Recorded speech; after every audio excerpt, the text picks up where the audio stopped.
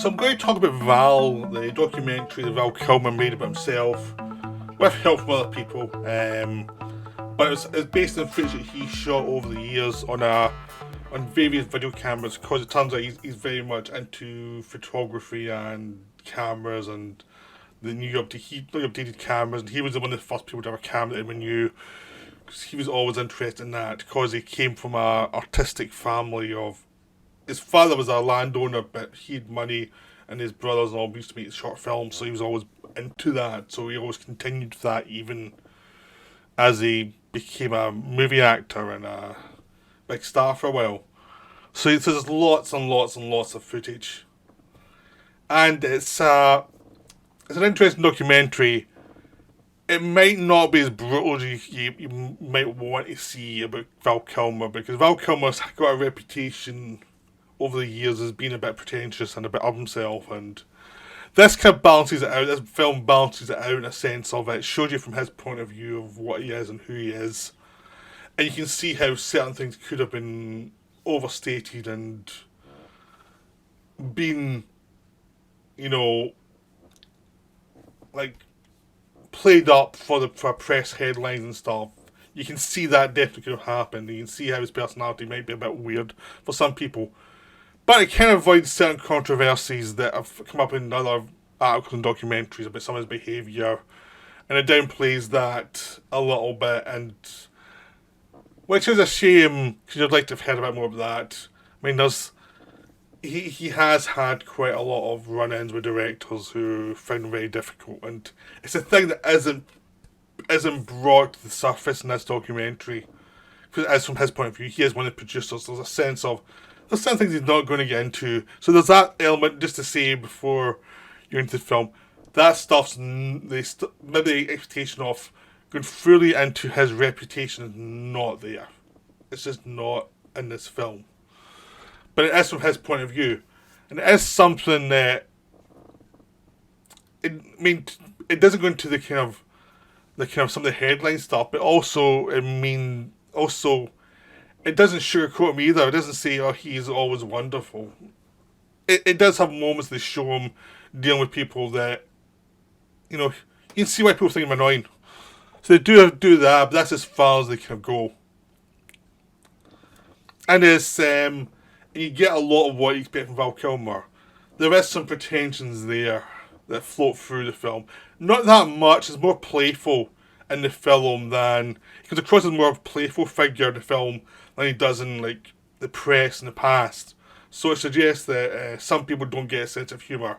That could be an element of it, but there's some other elements, some other things we've heard about him.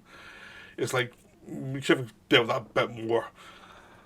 But you do get a sense of why some people just don't get him, because there is a kind of playfulness in his interaction with people in the film that maybe some people just don't get or maybe don't like, and it's like, well, obviously some personalities would clash. And it does go into details of his life, from being a young man, and basically his brother had epilepsy. His brother died very young, and it devastated his family. His parents were divorced really early. So he had a mother who remarried happily, and eventually he got on with his stepfather, and everything worked out well there. But the death of his brother did haunt him, and it happened just before he was going to New York to study acting. And he and his brother used to make a lot of short films together. You see some of those short films early on. And the fact is that death did haunt him in a lot of ways. And you can actually see a little bit. Some of this is probably due to personality, some of just experience, where basically he does seem a little looser with his brother when doing short films, but as he's younger. I mean, some of the things that would change personality just do with life, probably.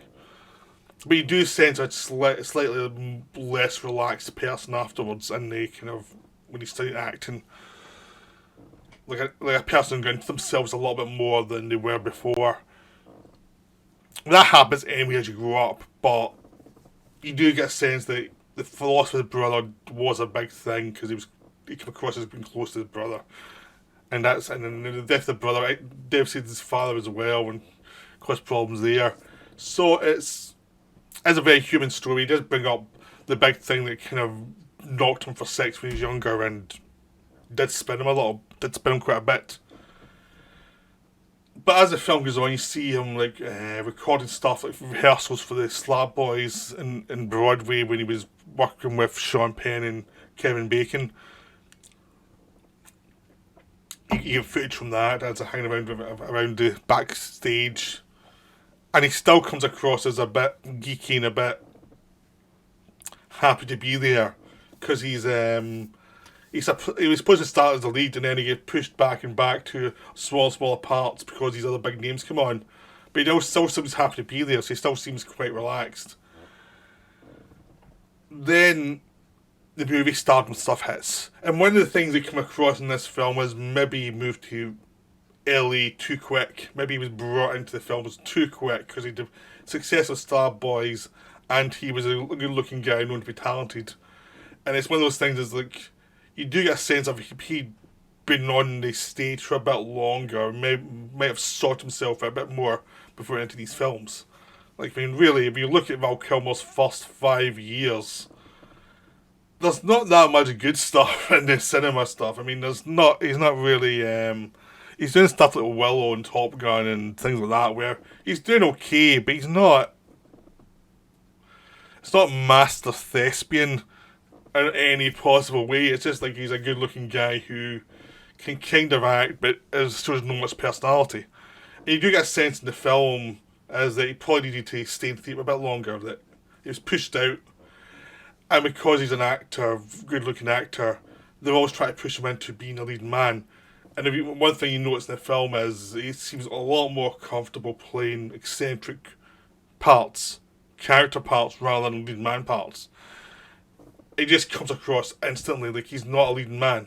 And that's the big thing that comes across in the films themselves, is like he's always very uncomfortable when he has to play a leading man part. But if you give him a weird character part, he's much happier. You know, and as a viewer, it's much more fun for you. Like, really, would you rather have his 5 minutes in True Romance, you know, or would you rather have him in Willow? You know, he's much better than True Romance. You know, he gets the lead in The Doors, which is a much better part for him. It's much more of his kind of part. You compare that to something like The Real McCoy or some of those kind of films I've put him in at the time, and it's like, well, obviously he's better doing this stuff than he is doing this leading man thing. Even when you look at him in Batman, he's allowed to have a sense of humour in that one, which helps a lot. But it's still not. It's just comparing that to what he was doing with Doc Holliday, which is a character part rather than a leading man part. You can tell he's a much more comfortable just playing the more eccentric parts. He's just much more him. That's much more his personality. So he was one of those people who, kind of like Alec Baldwin, had the same problem when he was into Hollywood at the start, where he was a character actor who was better at eccentric stuff. And they tried to push him into leading man stuff. And they were kind of bored by it. I mean, really bored. They looked kind of bored in those parts. There's like, there's nothing here. There's nothing. I mean, Brad Pitt had a similar problem when he was starting, but he was such a young actor that he took as well to get his feet, actually.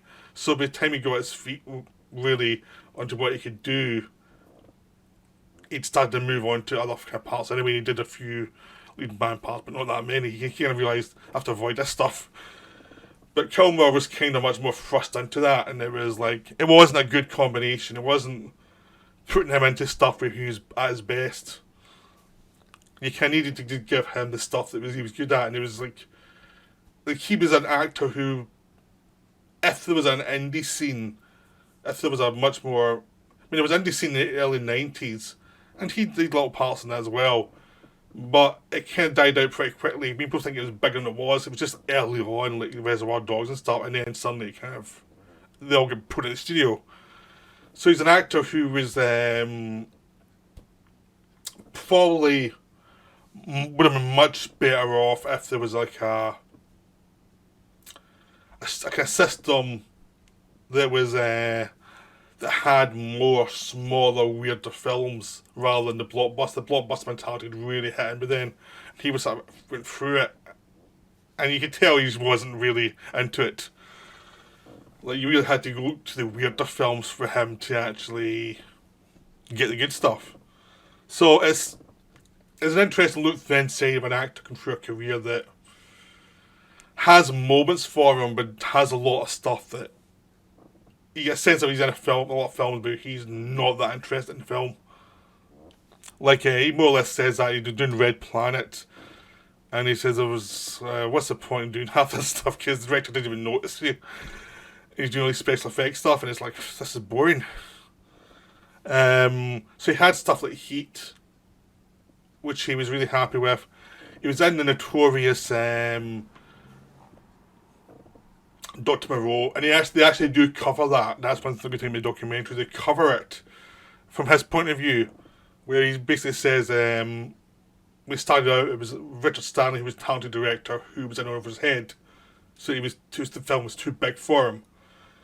Which is, to be honest, is what the documentary about Dr. Moreau also said, really, that Richard Stanley didn't have really the support in the studio, and people weren't quite sure of him, and he was finding it very intimidating, and it was a bad combination of the studio and him, and Kilmer got the blame for getting fired, but it was, and you see from Kilmer's point of view, is the guy wasn't ready for this thing. But unfortunately, they brought in John Frankenheimer, who everyone hated, because he had his own point of view of what it should be, and it wasn't what anyone else wanted, and it was like a sense of, this is a total shit show, and we just have to try and survive it. And the best stuff in here is the footage with even David Thewlis and Kilmer. And Thewlis is the one guy who defended Kilmer after the film, and saying, like, he was always right about what he was saying, about all the problems in the set, and you could tell you could see they were getting on in this hellhole. And there was all this stuff with Brando just hating Frankenheimer. And Brando, unless he was in a close-up, he was not going to be on set dealing with Frankenheimer. And there was a fun scene where you see Brando lying on a little bed thing as they're waiting for a shot, and he's just bored to try and get to sleep, and Kilmer's moving it back and forward for him. And it's like, it's that little human touches you get, and you see Kilmer dealing with Frankenheimer. And I'm a big Frankenheimer fan, but I'm also aware that he had a reputation of being very tough in actors. Some actors could not stand him. So you're very blunt attitude actors. So some actors did well with him, some actors hated him. So it's one of those things. And I know you like people question him, and he was dealing with Brando and Kilmer, who questioned him all the time. And it was just that sense of they were in a terrible production. So that is entertaining. You do see another point of view of people just trying to go through scenes and asking questions and getting grumpy director in front of them. And so a lot of this film does humanise Kilmer. It doesn't take away all the stuff, but it does humanise him. But also, you had stories about him in the 90s that have been pretentious and weird. And it doesn't, this film just shows you that's probably true, he probably was. But it also shows he's always a weird actor, thrown into leading man status, and it wasn't suitable for him. It wasn't what he really was. So you've got that as a focus of the film, and as the film's a structure of you're going back and forth in time from Kilmer now to Kilmer then, because now he's been ill, he's had throat cancer, he can't speak properly anymore. The voiceover is done by his son, and his son sounds eerily like him, can sound eerily like him, and so he told him his experiences before and after, and dealing with a divorce. It was a costly divorce that cost him a lot of money. And there's the sense of a life that never quite lived up to what he was hoping for. But since he's had these collapses, he did them before he had his throat cancer. He did the Mark Twain tour. It was very successful. He did stuff like in the 2000s. He had some failures. He was in some direct video stuff that was trash. But he also did things like Kiss Kiss Bang Bang, which is one of the best studio films of the 2000s. So he had a couple of peak points, but he had a lot of kind of low points too.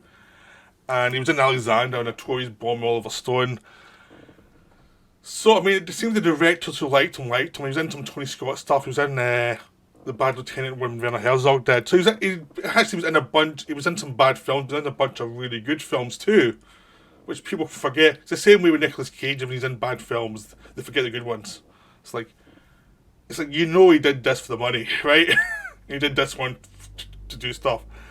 It's that kind of thing with Kilmer too, and you get a sense of that. He did some stuff for the money, and other stuff were things he wanted to do. As you get to the end, you see him dealing with the fact that he can't speak anymore. He's starting to do painting again. He's starting to work with community organisations. So it seems his mother had a religious bent, and he's taken that up as well through his struggles as well. So he seems more content than he was during the peak times. He's still dealing with illness, but it's still it seems someone who's had dealt with some of their problems. But you don't. But the thing is, you get a sense from this film.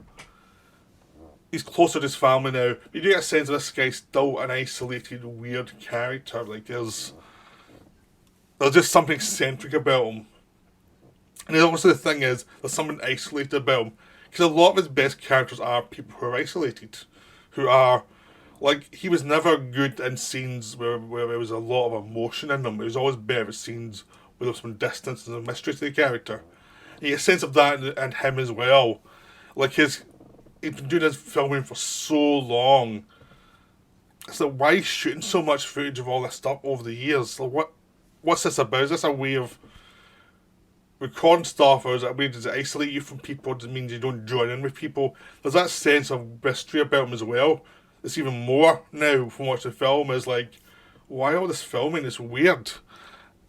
And you do get a sense of someone who is still kind of emotionally distant from some people, but he's trying, and it's like, he's just basically humanise him to make him just as much of a mess as anyone else. That's what the film really does. It shows him as a mess of like everyone else is a mess too. It's just like people are people. So it just explains them more. There's still things they don't go into that you could have, but you get a sense of a guy who has strengths, has weak points, and is just himself now. But I mean, you do get a sense of a lot of the 90s where if he was in a different era, he'd have done a lot better. Because he was in an era where he peaked commercially when the industry wasn't really doing the kind of stuff he was really into. I'm sure some of that led to frustrations and led to being difficult at times, because if you're doing stuff you don't like, you're going to be a prick sometimes. It's just, that's the way it's going to go. So there we go. That's Val. That's the film. That was what I'm long and expected for this video. Hope you enjoyed it. You should go see it. It is interesting. I mean, there are pretensions, but if you get through that, there's some really good stuff there. And it is a very human film. So, hope you enjoyed this video. I'll be back with another one pretty soon. Right, bye for now.